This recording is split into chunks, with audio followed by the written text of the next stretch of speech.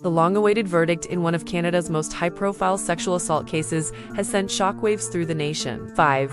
Former members of the 2018 World Junior Hockey Team, McLeod, Alex Formenton, Dillon Hart, and Cal Foote were acquitted of all charges related to an alleged group sexual assault that occurred in a London, Ontario hotel following a Hockey Canada event. The allegations, first brought to light in 2018 and reignited by media reports in 2022, had loomed over these athletes' careers and the sport's national reputation. Justice Maria Carroccia, who presided over the high-stakes trial, stated in her ruling that the complainant's testimony was neither credible nor reliable. The court emphasized that, while inconsistencies in a victim's memory can be expected in trauma cases, the contradictions in this case were significant enough to raise reasonable doubt. As a result, the Crown was unable to meet the legal threshold required for conviction.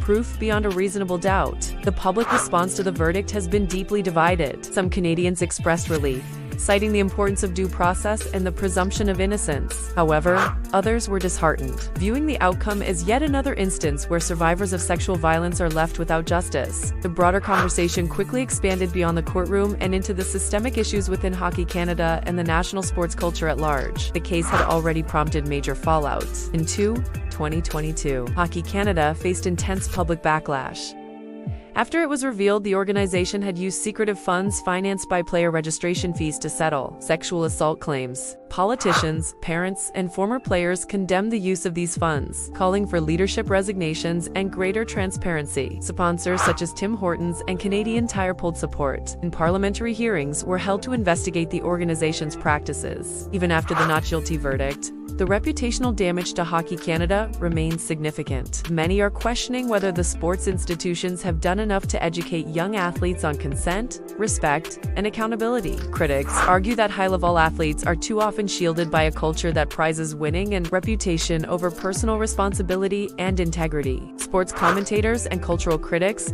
have also noted the emotional toll on everyone involved, from the complainant to the accused, to the families watching from the sidelines. For many Canadians, the case was not just about one incident, but about the need to confront an outdated locker room culture that has gone unchecked for decades. While the criminal case has concluded, the debate over how sports organizations handle allegations of misconduct is far from over. The verdict may have closed one chapter, but it has opened broader questions that will likely shape how Canadian institutions, both legal and athletic, handle cases of sexual violence moving forward. As the nation absorbs the verdict, one thing is clear: this case has revealed deeper issues within our sports culture and how institutions handle serious allegations. Whether you believe justice was served or not, the discussion around consent, accountability, and trust in public figures is now louder than ever. What is your take on this shocking verdict? Drop your thoughts in the comments. Do not forget to like, share, and subscribe to West is Best channel for more Canadian stories that matter.